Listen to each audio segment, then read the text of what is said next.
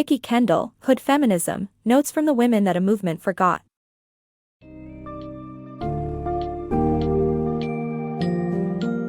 In Hood Feminism, Notes from the Women that a Movement Forgot, Mikki Kendall sheds light on the often overlooked issues faced by women of color and the failures of mainstream feminism to address these challenges. Through personal stories and powerful insights, Kendall highlights how feminism has frequently been an exclusive space for white, privileged women, leaving behind marginalized voices. By delving into critical topics such as poverty, safety, reproductive rights, and beauty standards, the book calls for a radical shift towards inclusive feminism that stands in solidarity with women of color, working towards true equity for all.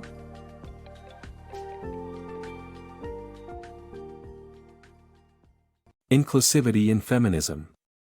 The feminist movement often excludes women of color and fails to address the issues that matter to them. Author Mikki Kendall's grandmother, although not identifying as a feminist, embodied true feminism by focusing on the struggles that affected her personally. Despite the contributions of women of color to the feminist movement, their needs and experiences are often overlooked. In order to achieve true equity, feminism must become inclusive and support women of color. Overlooking realities of poverty. Around 42 million Americans suffer from hunger regularly, with more than 70% of them being women and children living below the poverty line. Despite the struggle with poverty and hunger, feminism has not adequately addressed the plight of these less privileged Americans. This is the key message of this book, and the author's personal experience serves as a powerful testament to the everyday challenges faced by millions of Americans. The book also highlights some supposedly progressive policies that do more harm than good, such as soda taxes, which further burden the poor.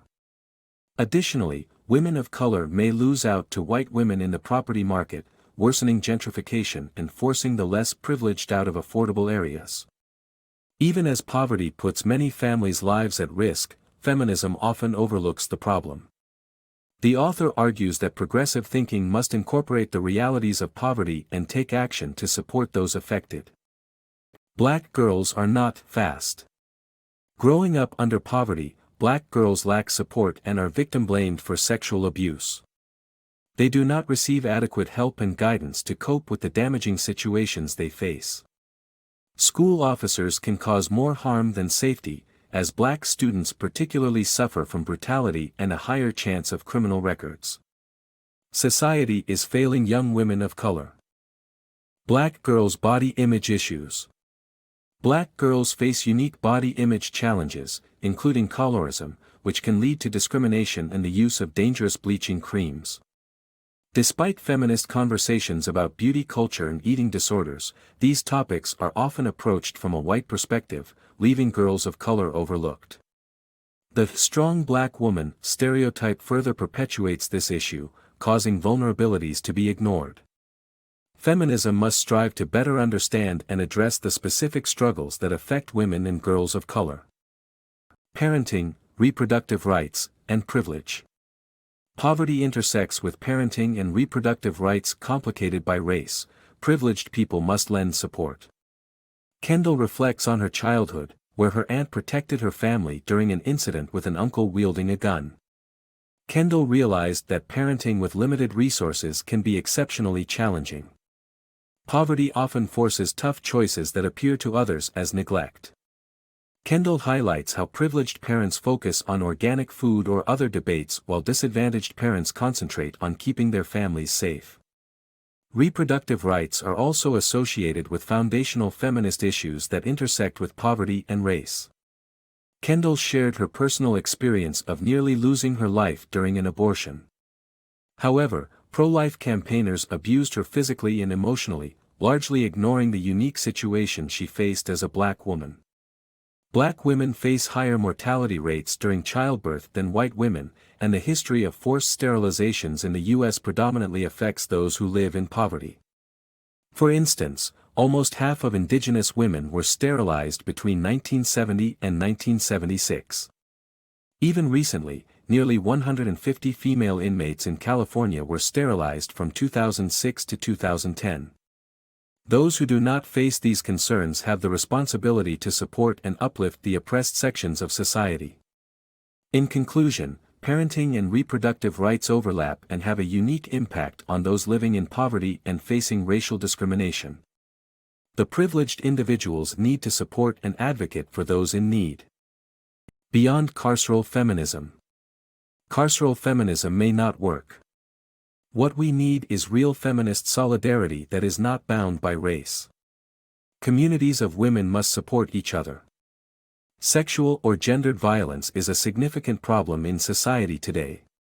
When issues of this kind come up, what is the best course of action, and how can they be addressed?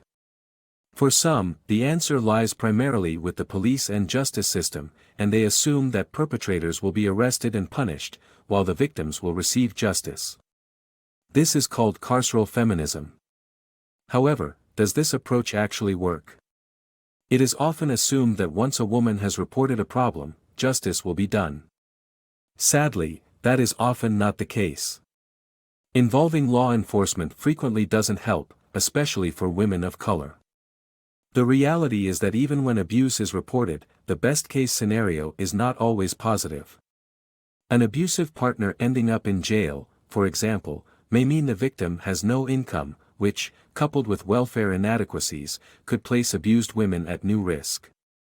Also, abused women fight back, running the risk of prosecution themselves, as shown in the case of Cece McDonald, a trans woman imprisoned for second-degree manslaughter, despite acting in self-defense. Murders and disappearances are rife, with Indigenous women facing the toughest odds. This realization indicates that carceral feminism may not be an optimal approach to address gender violence. More importantly, we need real feminist solidarity that surpasses race barriers. Women's communities must band together to provide support for each other. White women and the harmful impact of feminism.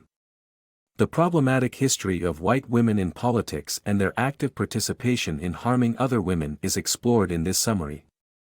The article highlights that women who rise to positions of power have supported conservative causes that are detrimental to women. It is easy to assume that a woman in power would automatically work towards empowering women, but this is not always the case. The article proposes voting rights as a crucial feminist issue. The power of anger in feminism. Anger can be used for good in feminism. Being an accomplice feminist committed to action that challenges white supremacy is far more effective than being a mere ally. Feminism should recognize its failing to protect women from marginalized communities. It's time to get angry and start being an accomplice in fighting for the rights of all women.